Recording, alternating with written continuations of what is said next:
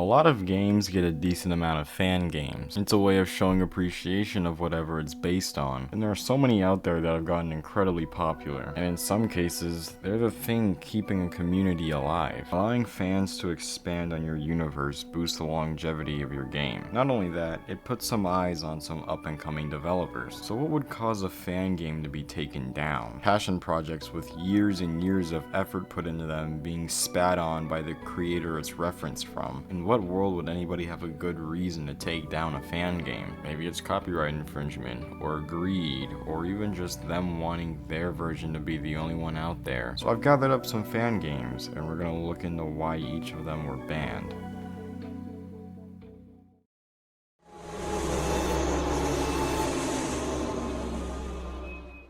Goofy Tigers was released on May 15th, 2024. It was created by caseoh. It's a scarily accurate copy of Gorilla Tag. From what I've seen, this game plays the exact same way, and you're allowed to add mods and stuff into it as well. This one's a little interesting. Although the game is taken down on Meta's App Store, there wasn't really any explanation as to why. I haven't seen any videos made about it, nor have I seen any announcements from the creator. It's very possible that it was a copyright infringement in some way, but I don't want to jump to conclusions. The dev currently is working on another game, which is kind of just like it, called Fast Taggers. I'm not sure how different it is from Goofy Tigers, nor am I sure how different it is from Gorilla Tag, but hopefully he won't run into any issues with this game.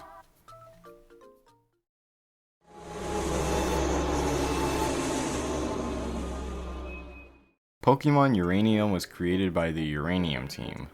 Okay. It's a Pokemon fan game made in RPG Maker. In it, you explore the Tandor region, catching and leveling up your Pokemon so you can defeat the 8 gym leaders. There are over 100 fan-made Pokemon you can catch in the game. A little while ago, before the main story, there was a power plant explosion where your mother was last seen in, which caused your father to neglect you in favor of his work. It was kind of his own way of grieving, but it left you with your aunt. And many years later, you decided to stop being lazy and go out there to become a Pokemon champion at the ripe age of 10 years old. As you go around collecting Pokemon and whatnot, there is a radiated Pokemon looming around, which I assume you'd probably have to face at the end of the game. Now, this game was very similar to official Pokemon titles, and in 2016, Nintendo was DMCAing websites that hosted the download link for this game. So with the devs wanting to respect their wishes, they took the game down. That really sucks because the game took 9 years to make. Also, since it was a nominee for Fan Creation of the Year in the Game Awards but was removed due to the situation. It seems like a really cool game, and there are tons of videos of people playing it. I wouldn't be surprised if there's another way to play it, but it sucks that the game got taken down in the first place.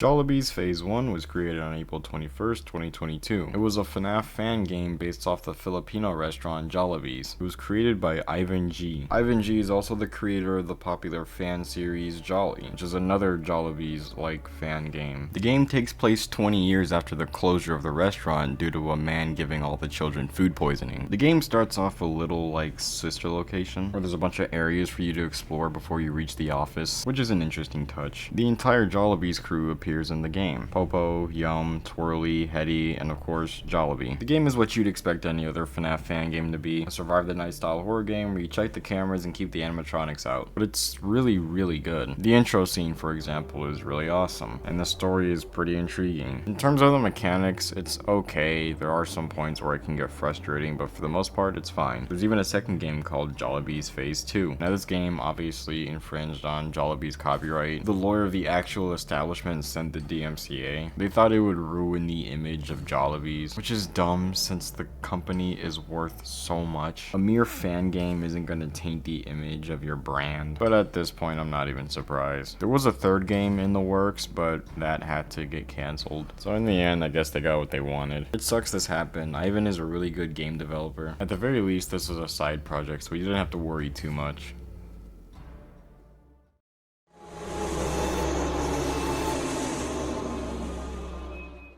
Bendy and the Ink Machine Downfall was released in December of 2017. It was created by Zeronux. It's a short Bendy and the Ink Machine fan game. You wake up telling yourself you partied too hard and go and explore the place. The game looks really good. I guess that would be the case since they're using the same assets from Bendy. But at some point you end up stumbling upon a whale of a beloved friend. Boris, what happened to you, dog? You need to lose some weight. You need to go to the gym. You need to stop loading up on that bacon soup. How do you expect me to get any ink hose when I'm walking around with a 600-pound muck slogger? You're gonna scare them away because you sound like a T-Rex walking up to them. Even the dev recognizes your obesity. Get it together, man. The game ends with a small chase scene. I'm not sure when, but the game got taken down by the developer of Bendy and the Ink Machine, the Meatly, obviously for copyright infringement. In which, yeah, they did use assets from your game, but the game was free and it was just made purely out of passion. It's kind of annoying to see harmless games get taken down purely because the developer doesn't want it up there. It's not even a crazy substantial fan game. It's like 10 minutes. It really goes to show how egotistical some indie devs can be once they get some fame.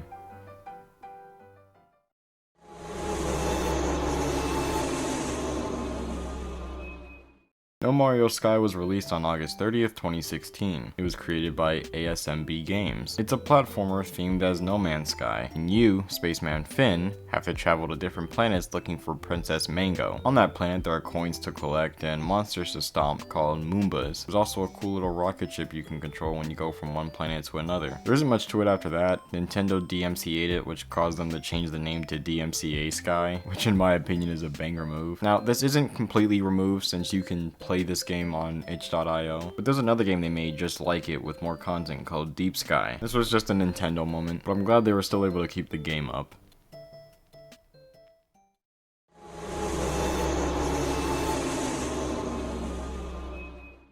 Five Nights at Legos was released on December 14th, 2020. It was created by Sunken Studios. It's a Lego recreation of Fnaf. Like, it's literally just the same thing, but with a Lego skin. And in order to play this game, you have to buy the original Fnaf on Steam, just like Fnaf in real time. And I know some of you may be thinking, why would Scott DMCA this game? He barely does that. And that's because it wasn't Scott. It was actually the Lego company. They claimed that it infringed on copyright and that by spending the money to buy Fnaf in order to play that game, that would be money owed to Lego. Which, sure, yeah, that kind of makes sense. Except that you guys haven't made a Lego FNAF. It's been 4 years and they still haven't made any FNAF related Legos. It's funny how they took the route of it's a missed opportunity to make money and yet they still didn't take it. I'm not gonna get into a tangent of corporate companies, but this is what annoys me the most. You don't even get anything out of this. You're just DMCAing it because you can. Or you don't want somebody else getting clout off of your product, which would make sense, but you don't even make it yourselves. The page to the second game is still up. Yeah, there were actually other games they teased. A second and third game were in the works before the first got taken down. It would have been nice to see the games come out, but of course, we can't have any fun.